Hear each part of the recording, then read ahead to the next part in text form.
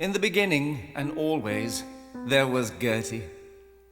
I loved her from the first moment we met.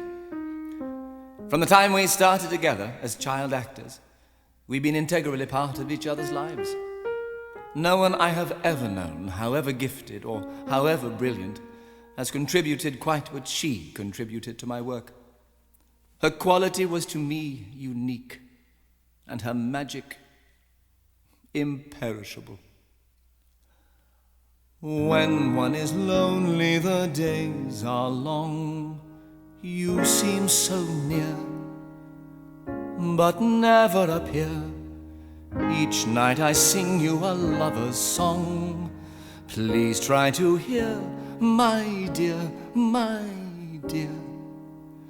Can't you remember the fun we had? Time is so fleet, why shouldn't we meet? When you're away from me, days are sad. Life's not complete, my sweet, my sweet. Someday I'll find you, moonlight behind you, true to the dream I am dreaming. As I draw near you, you'll smile a little smile. For a little while we shall stand hand in hand. I'll leave you never, love you forever. All our pasts are redeeming. Try to make it true. Say you'll love me too. Someday I'll find you again.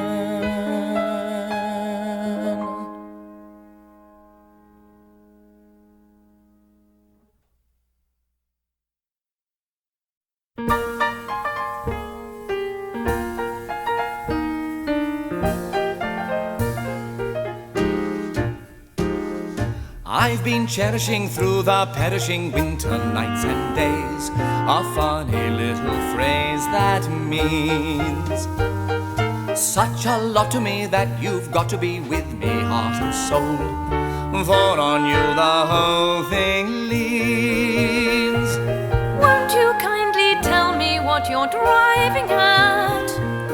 What conclusion you're arriving at?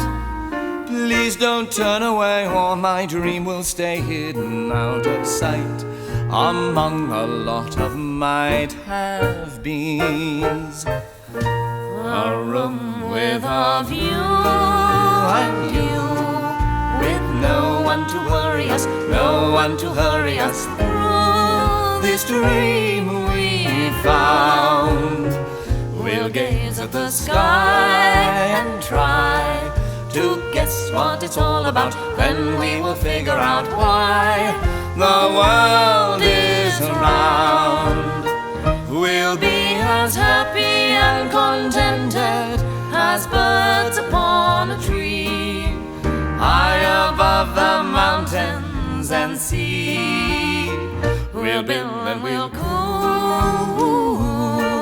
and sorrow will never come. Oh, will it ever come true? A room with a view. Come with me and leave behind the noisy crowds. Sunlight shines for us above the clouds. My eyes glisten too while I listen to all the things you said. I'm glad I've got a head for heights. We'll watch the whole world pass before us while we are sitting still, leaning on our own windowsill. We'll build and we'll coo, and sorrow will never come. Oh, will it ever come true? A room with a view.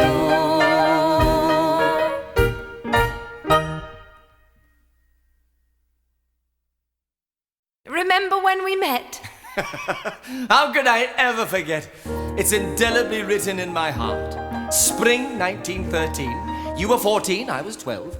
You were touring with a theatre company of children, and I was invited to join for a 3-week engagement in the north of England.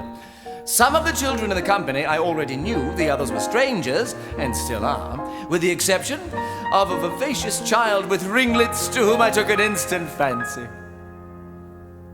I'd like to tell you that I'm mad about you.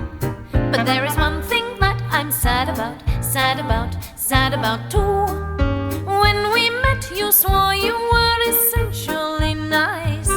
But I wasn't so sure when we had fought once or twice. For all I knew, you were a gadabout who was always eager to exchange old love for new. I've a feeling you've been concealing a secret or two. Mad about you.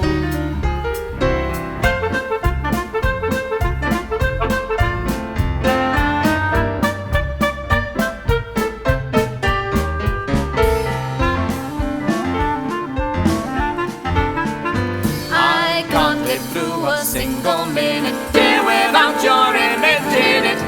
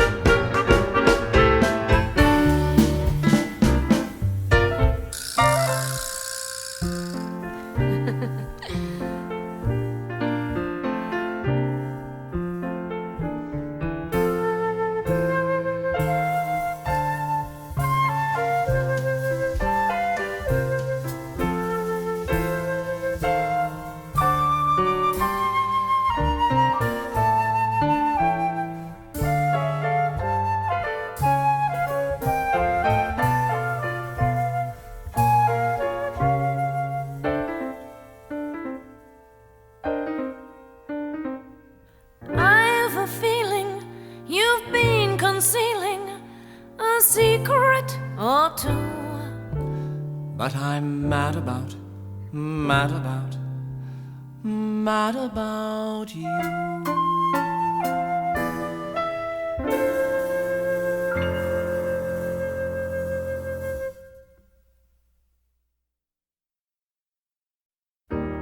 It must have been about 10 years before we got the chance to work together again. Gertie toured as a chorus girl and understudy, and for me it was back on the road in an endless succession of juvenile roles.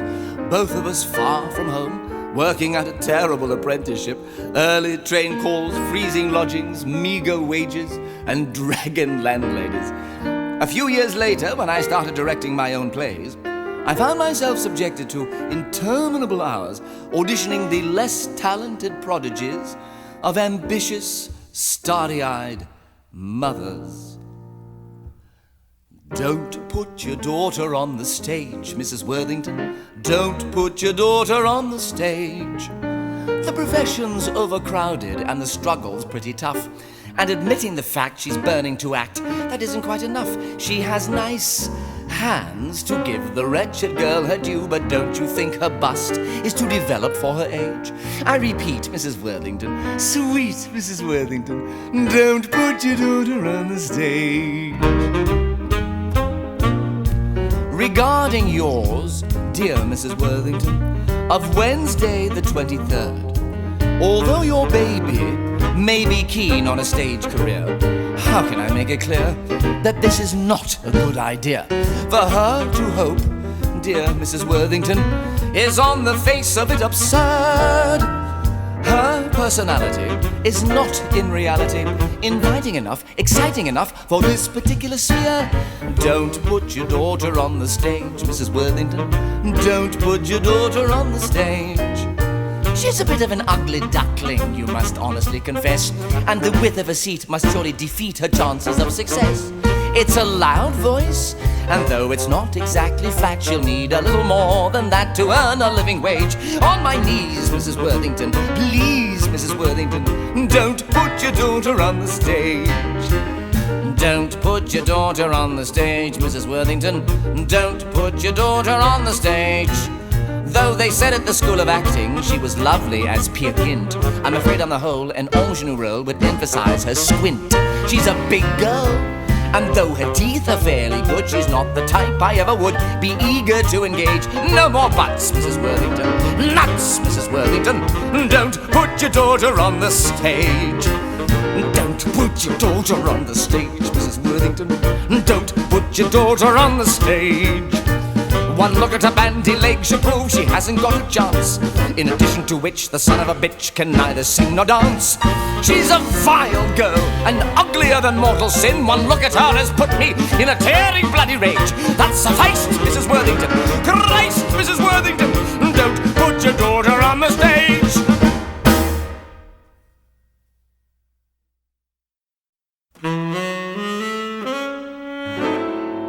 Fantasy in olden days, in varying and different ways, was very much in vogue.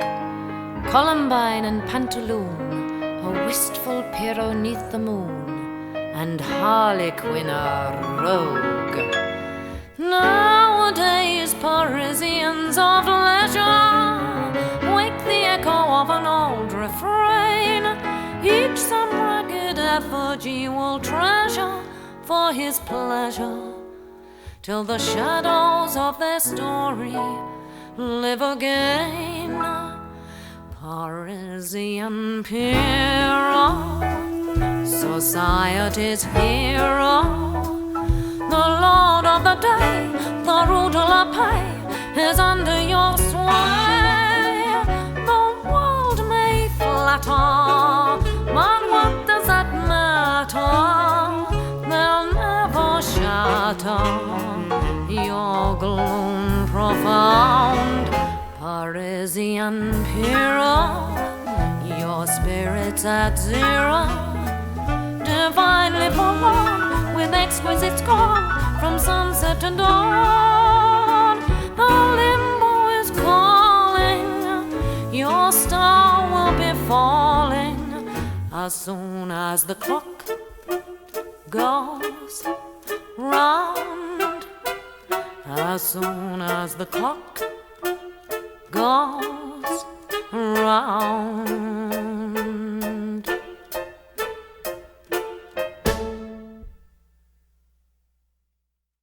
In 1929, Gertie was back on Broadway. It was my first appearance in America in a serious play rather than a musical.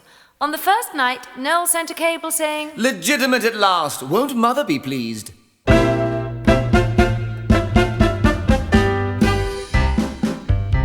In tropical climes there are certain times of day when all the citizens retire to tear their clothes off and perspire. It's one of those rules that the greatest fools obey, because the sun is much too sultry and one must avoid its ultraviolet ray. The natives grieve when the white men leave their huts, because they're obviously, definitely nuts. Mad dogs and Englishmen go out to the midday sun. The Japanese don't care to, the Chinese wouldn't dare to. Hindus and Argentines sleep firmly from 12 to 1, but Englishmen detest a siesta. In the Philippines there are lovely screens to protect you from the glare. In the Malay states they have hats like plates, which the Britishers won't wear. At 12 noon the natives swoon and no further work is done, but mad dogs and Englishmen go out in the midday sun. It's such a surprise for the eastern eyes to see that though the English are effete, they're quite impervious to heat.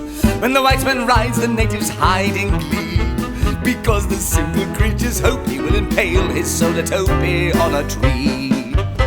It's such a shame when the English claim the earth, that they give rise to such hilarity and mirth. Oh dear, mad dogs and Englishmen go out in the midday sun. The toughest Burmese bandit can never understand it. In Rangoon, the heat of noon is just what the natives shun. They put their scotch or rye down and lie down. In a jungle town where the sun beats down to the rage of man and beast, the English garb of the English sob merely gets a bit more creased. In Bangkok at 12 o'clock they film with the mouth and run, but mad dogs and Englishmen go out in the midday sun. Mad dogs and Englishmen go out in the midday sun. The smallest Malay rabbit deplores this stupid habit. In Hong Kong they strike a gong and fire off a noonday gun to reprimand each inmate who's in late. In the mangrove swamps where the python romps there is peace from 12 till 2. Even caraboos lie around and snooze, for there's nothing else to do. In Bengal, to move at all is seldom, if ever, done. But mad dogs and Englishmen go out to the midday, out to the midday, out to the midday, out to the midday, out to the midday sun.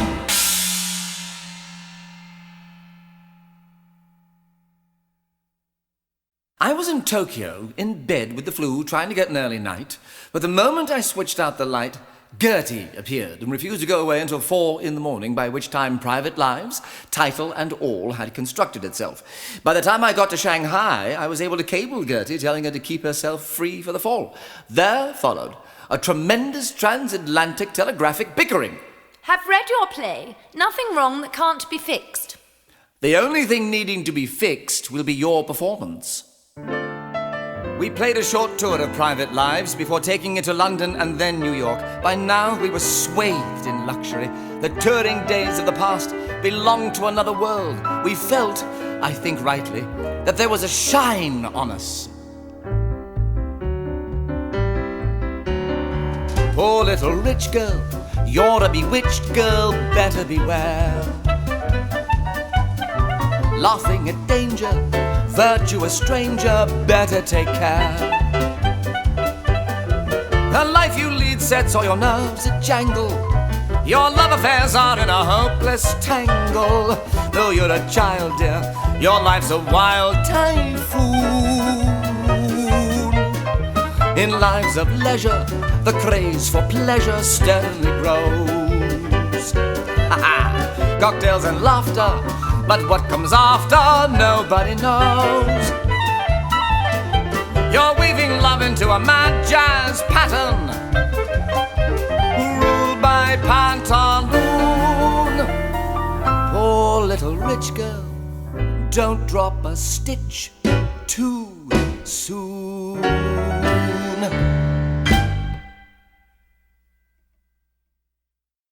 October 24th, 1929. $300 million is wiped off the American Stock Exchange. Gertie and millions of others had lost everything. When I came out of the bankruptcy court, I had nothing but the clothes I stood in. My cars, my house, my jewelry had all been seized. I literally had not a roof to crawl under. I couldn't believe what was happening to me.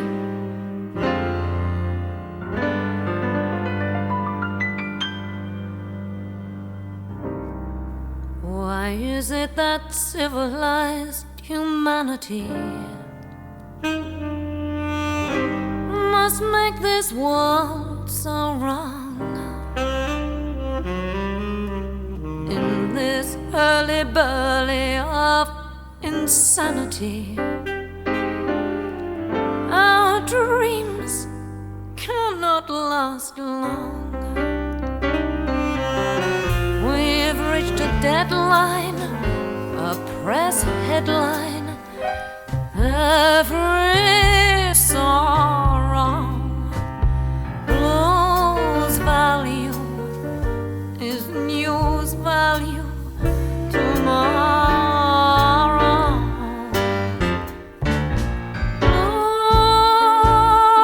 Those 20th century blues are getting me down.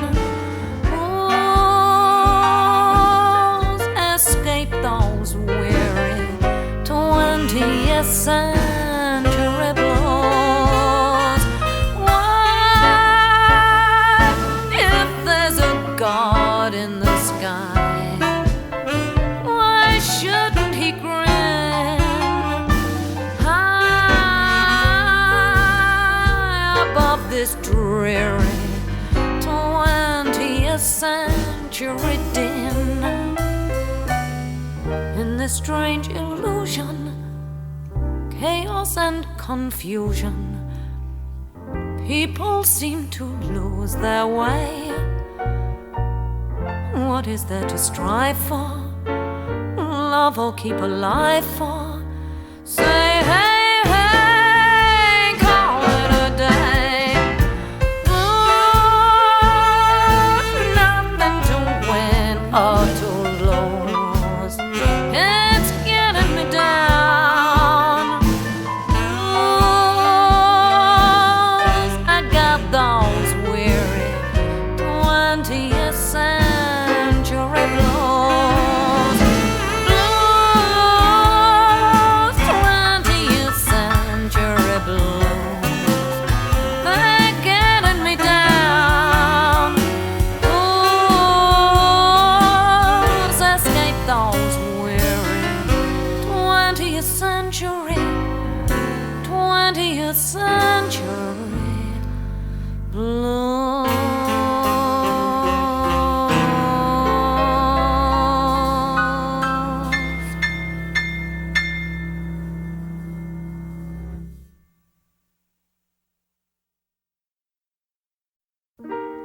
The success Gertie and I had with Private Lives encouraged me to believe that the public liked to see us acting together. And so we appeared together once more in London and New York in Tonight at 8:30. Was it in the real world, or was it in a dream? Was it just a note in some eternal theme? Was it accidental or accurately planned? How could I hesitate, knowing that my fate led me by the hand? You were there, I saw you and my heart stopped beating. You were there, and in that first enchanted meeting, life changed its tune. The stars and moon came near to me. Dreams that I dreamed like magic seemed to be clear to me, dear to me. You were there. Your eyes looked into mine and faltered everywhere.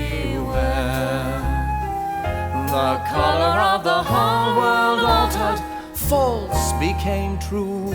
My universe tumbled into the earth became heaven, for you were there.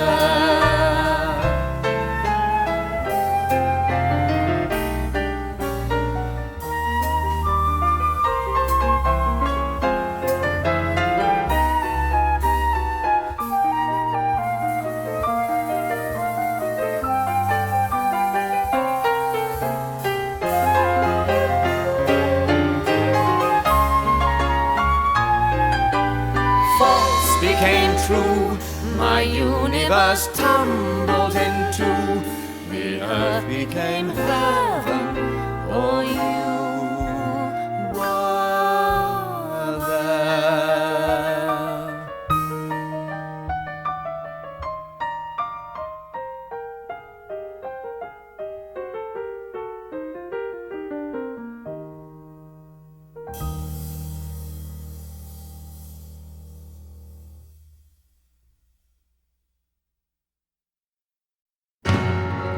Ladies and gentlemen, with your very kind indulgence, my husband and myself would like to present you with our very famous nautical extravaganza.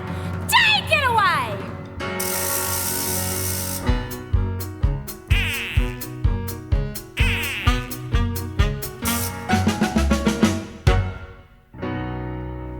What shall we do with the drunken sailor? So the saying goes, We're not tight, but we're not too bright. Great Scott, I don't suppose we've lost our way and we've lost our pay. And to make the thing complete, we've been and gone and lost the bloomin' fleet. Oh, blimey!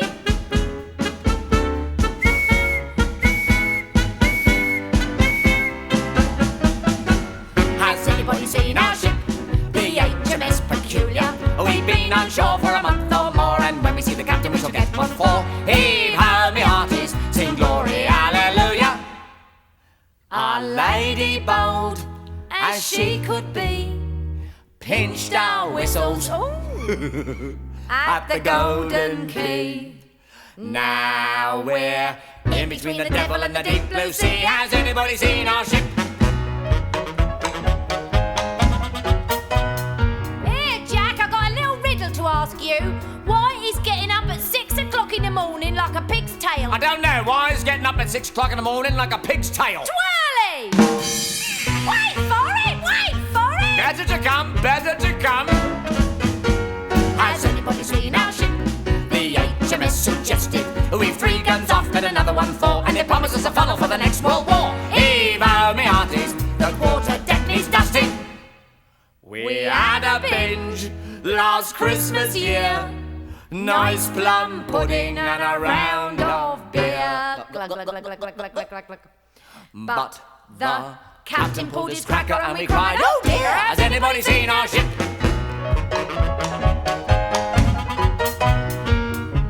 Here, Jack, I've been very worried about you lately. Pourquoi?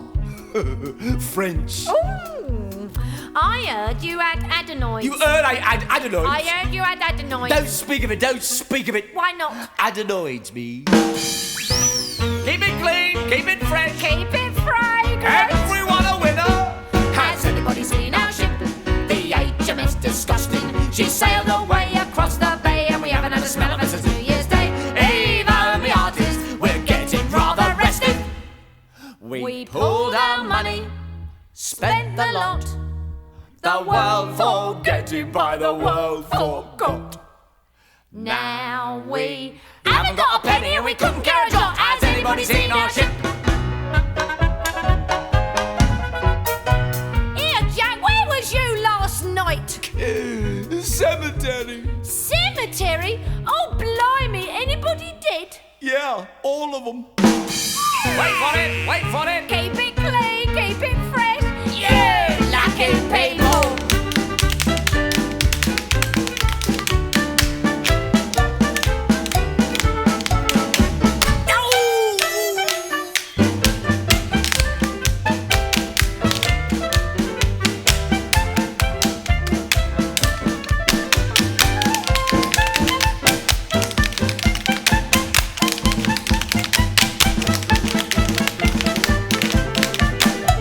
Has anybody seen? Has anybody seen? Has anybody seen? Has anybody seen? We won't last, we're sinking fast. Has anybody seen our ship?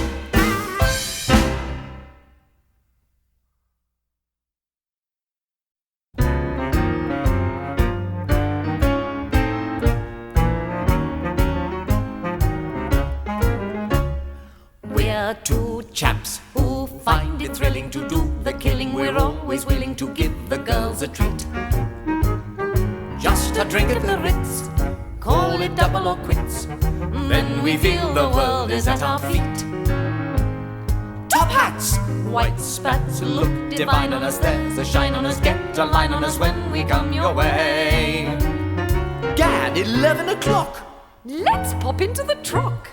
Here we start the business of the day. As we stroll down Big Piccadilly in the bright morning air, all the girls turn and stare. We're so nonchalant and frightfully debonair. As we stroll down Big Piccadilly, all the girls say, who's here?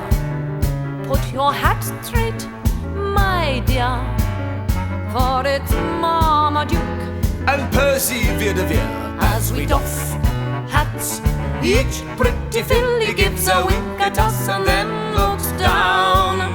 For they long with all their might for a red hot night when they see a couple of men about town.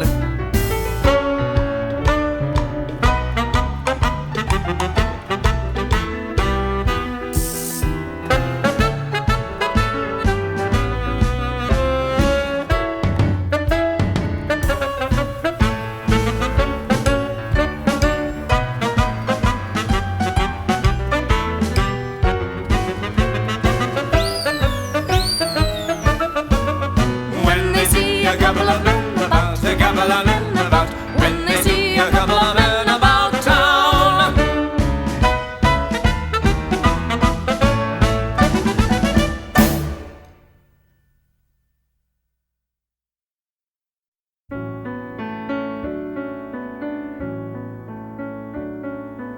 Every Wednesday afternoon I get a little time off from 3 to 7. Then I go to the picture show and taste a little of my particular heaven. He appears in a little while. Through a mist of tears I can see him smiling. Every picture I see him in makes my wonderful dreams begin. Mad about the boy. I know it's stupid to be mad about the boy. I'm so ashamed of it, but must admit the sleepless nights I've had about the boy. On the silver screen, he melts my foolish heart in every single scene. Although I'm quite aware that here and there are traces of the cat about the boy. Lord knows I'm not a fool, girl. I really shouldn't care. Lord knows I'm not a schoolgirl in the flurry of her first affair. Will it ever cloy? There's a diversity of misery and joy.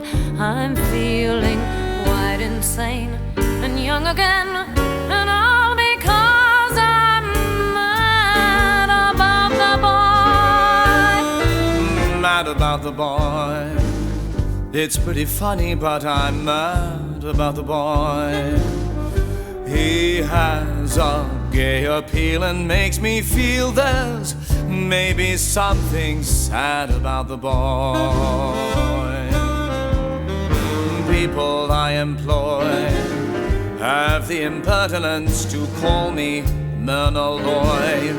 I can't believe it's true, but when I'm blue in some strange way, I'm glad about the boy. My doctor can't advise me. He'd help me if he could. 3 times he's tried to psychoanalyze me, but it's just no good. If I could employ some little magic that would finally destroy this dream that pains me and enchains me, but I can't because I'm mad about the boy.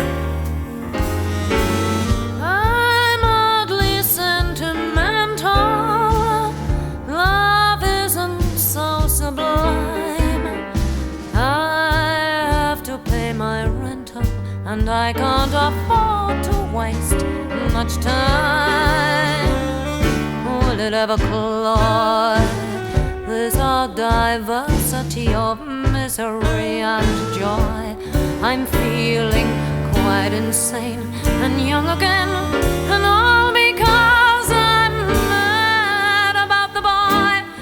Mad about the boy. Mad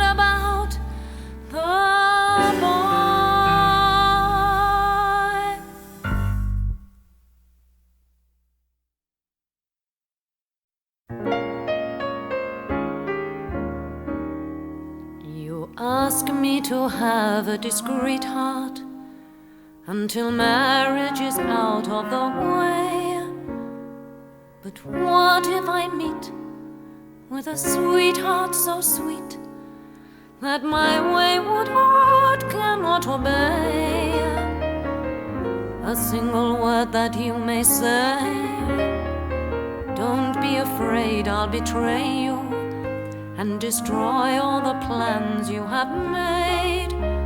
But even your schemes must leave room for my dreams, for when all I owe to you is paid, I'll still have something of my own, a little prize that's mine alone. I'll follow my secret heart my whole life through. I'll keep all my dreams apart till one comes true.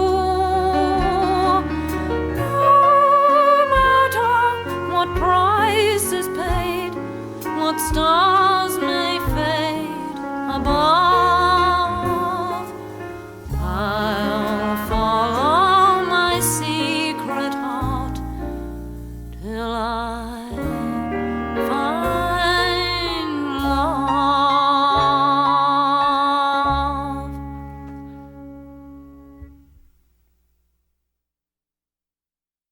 While I stayed primarily in England, Gertie had decided her future lay in America. And Gertie had now found love in America. At the theatre where she was working in Cape Cod, on her 42nd birthday, July 4th, she announced her marriage to the theatre's owner and manager, Richard Aldrich. I sent a cable to Mrs. Aldrich. Dear Mrs. A, hooray, hooray, at last you are deflowered. On this, as every other day, I love you. Noel Coward. I don't care for China, Japan's far too small. I've rumbled the Rio Grande. I hate Asia Minor, I can't bear Bengal.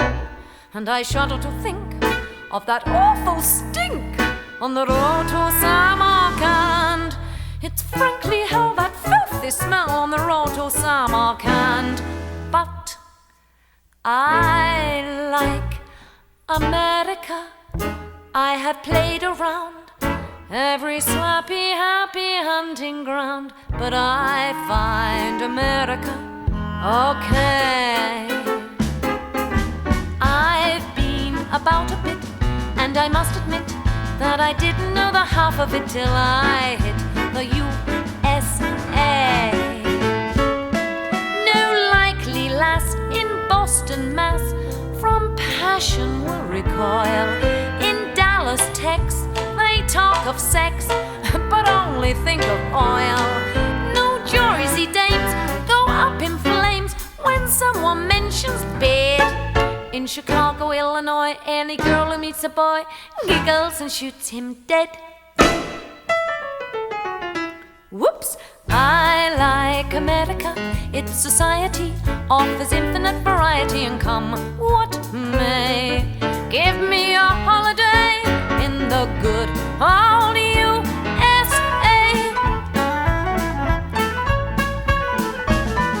I've loathed every acre from Cannes to Canton. I even deplore Bombay. I've jeered at Jamaica and seen through Ceylon, and exploded the myth of those flying fifth on the road to Mandalay. I'll never miss those blasted fifth on the road to Mandalay. But I like America. I have travelled far, from Northumberland to Zanzibar, but I find America okay. I've roamed the Spanish Main, eaten sugar cane, but I never tasted cellophane till I struck the USA. All delegates from southern states are nervy and distraught. In New Orleans, fine screens are dreadfully overwrought. Beneath each tree in Tennessee, erotic books are read. And when alligators thud through the Mississippi mud, sex rears his ugly head. But I like America, its simplicity, and its passion for publicity. And come what may, I shall return someday to the good old USA.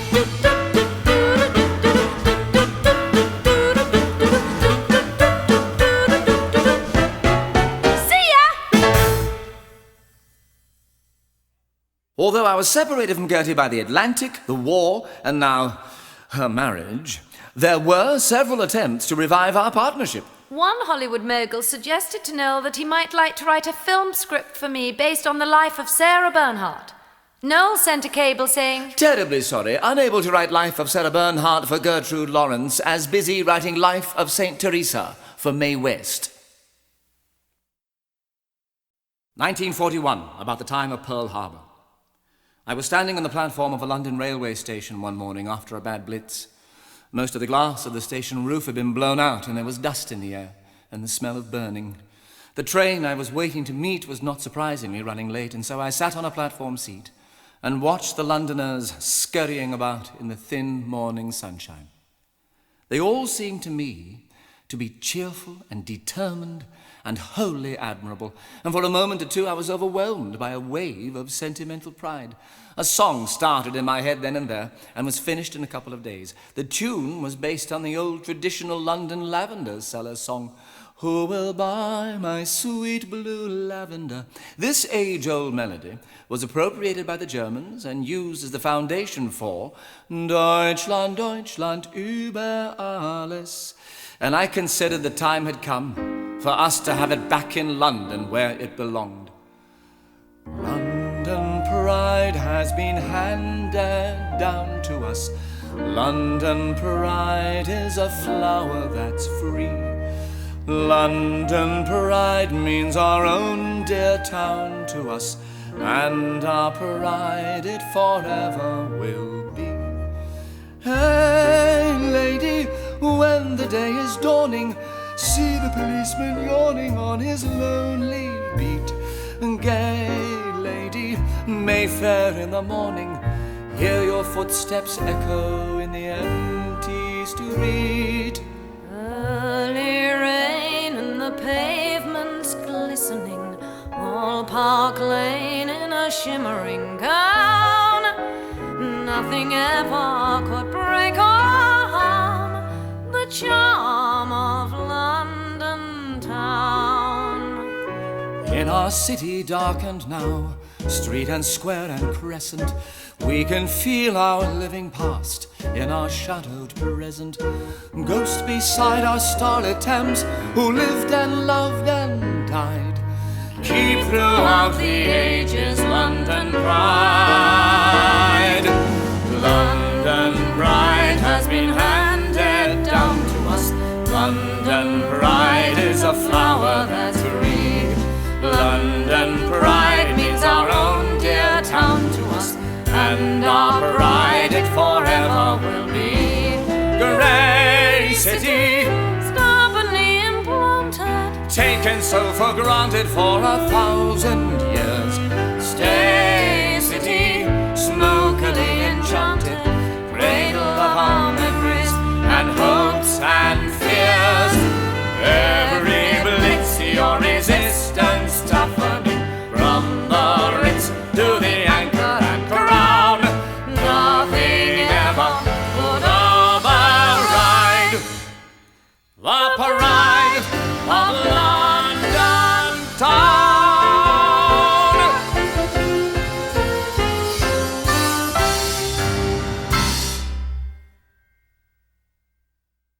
When the war ended, we still remained apart.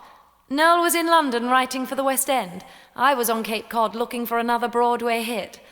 But what did it matter if we were for a while separated? We were only in our late 40s. There would be plenty of time for us to work together again. After the war, it seemed for a while I had lost my sparkle. Shows which would have been absolute certainties 8 years previously failed to find favour. The West End isn't what it used to be, but then it never was. I also found myself confronting the possibility that I was becoming out of tune with the times.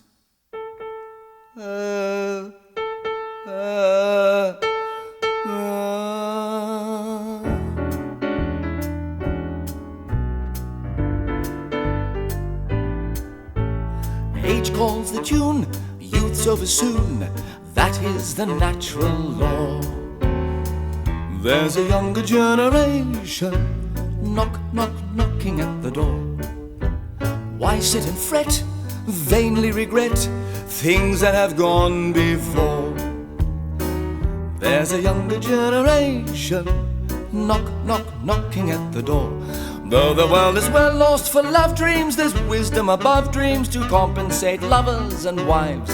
When the days of youth have passed them, they should last them all their lives. Age can be gay, age can betray destiny's foolish law. Though the younger generations knock, knock, knocking at the door.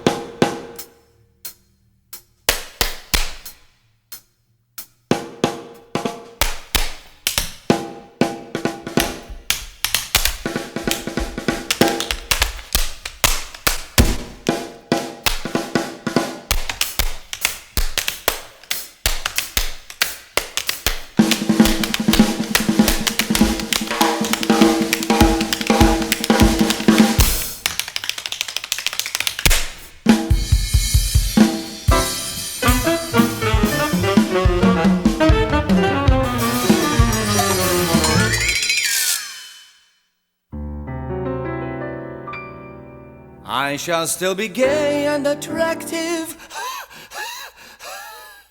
as long as I'm active. I'll savor each delicate sin, not until my footsteps stagger and I'm gaga. I'll give in. Give me a moon, give me a tune, give me a dancing floor. There's a younger generation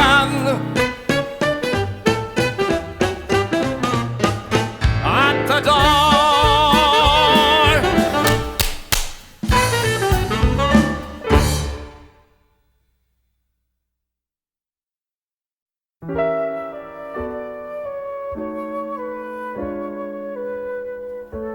I believe in doing what I can, in crying when I must, in laughing when I choose. Hey ho, if love were all, I should be lonely. I believe the more you love a man, the more you give your trust, the more you're bound to lose. Although when shadows fall, I think if only somebody splendid really needed me, someone affectionate and dear. Cares would be ended if I knew that he wanted to have me near. But I believe that since my life began, the most I've had is just a talent to amuse. Hey ho, if love were all. Though life buffets me obscenely, it serenely goes on. Although I question its conclusion, illusion is gone. Frequently I put a bit by, save for a rainy day. Nobody here can say for what indeed the years are leading. Fate may often treat me meanly, but I keenly pursue a little mirage in the blue. Determination helps me through. I believe in doing what I can, in crying when I must, in laughing when I choose. Hey ho, if love were all, I should be lonely. I believe the more you love a man, the more you give your trust, the more you're bound to lose. Although when shadows fall, I think if only somebody splendid really needed me, someone affectionate and dear. Cares would be ended if I knew that he wanted to have me near. But I believe that since my life began, the most I've had is just a talent to amuse. Ho, hey, if love were all. hey ho, if love were all.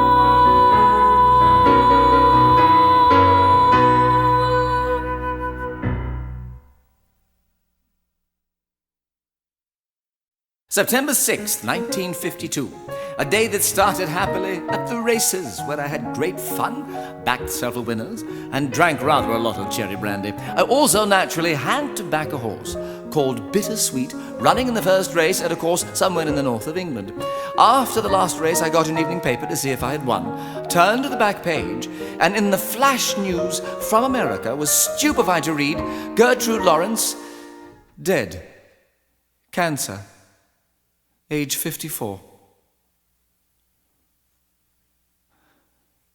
I promised the Times I would write an obituary. I sat down by the fire in the library to write. At moments, I was unable to see because of the tears I had to brush away.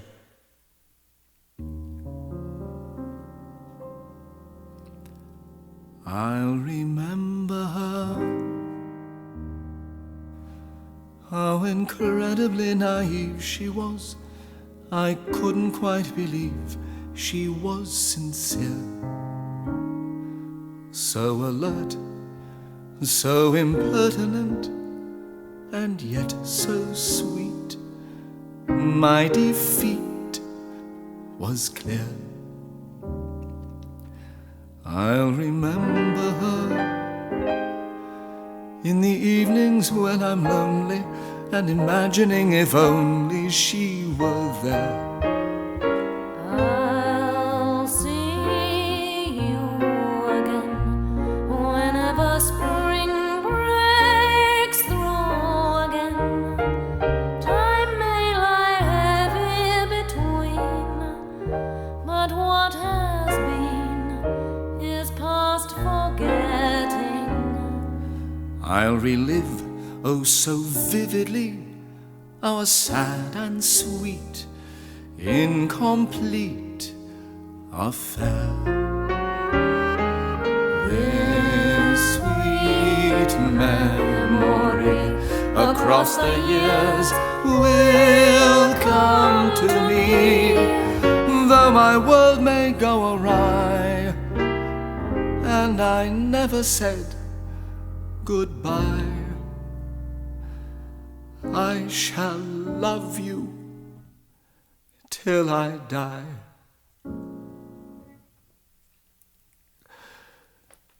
Goodbye.